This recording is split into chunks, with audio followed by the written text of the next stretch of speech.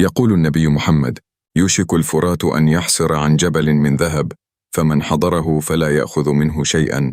هذا الحديث رواه البخاري ومسلم منذ أكثر من 1400 سنة، واليوم بدأ نهر الفرات بالانحسار فعلا، والأدهى ظهرت مقابر قديمة، وبدأت الجبال تكشف أسرارا لم نكن نعرفها.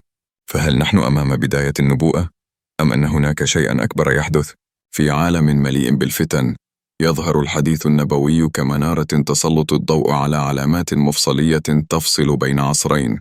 الحديث الشريف حول انحسار نهر الفرات وكشف جبل من ذهب هو حكاية تستحق التأمل. يثير الأمر فضول الباحثين والعلماء: هل المقصود حرفي أم رمزي؟ الكثيرون يتساءلون عن تحذير النبي بأن لا يأخذ الناس شيئا من هذا الذهب، ألا أن وراءه فتنة كبرى تكمن بعمق الطمع؟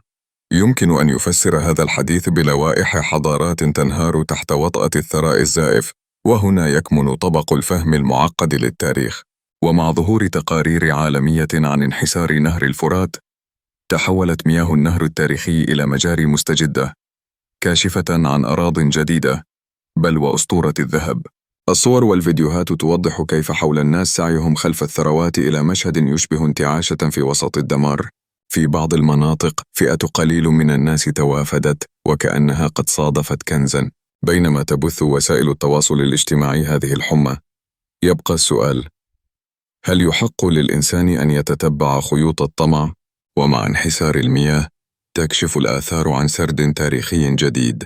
مدينة ميتانية عمرها أكثر من 300 سنة تقع في أحضان العراق، جدران مقابر حجرية وأوان فخارية تعود لأزمان غابرة تظهر طويلا أمام الأعين القلقة.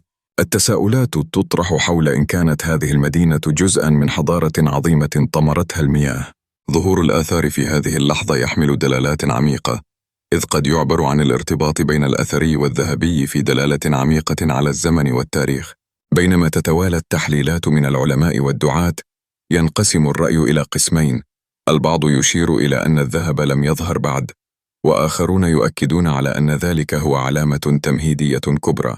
إذ هل يمكن أن يكون الجبل الذهبي رمزاً للنفط، الثروات، أو حتى للحضارات المنسية؟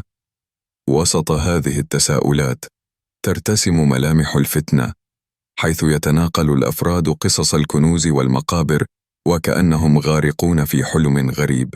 ختام يفصح عن صورة تعيد مشهد الهرج: نهر ينحسر وذهب يشاع حوله. في زحمة هذه الفوضى تأتي كلمة النبي كتحذير: فلا يأخذ منه شيئا.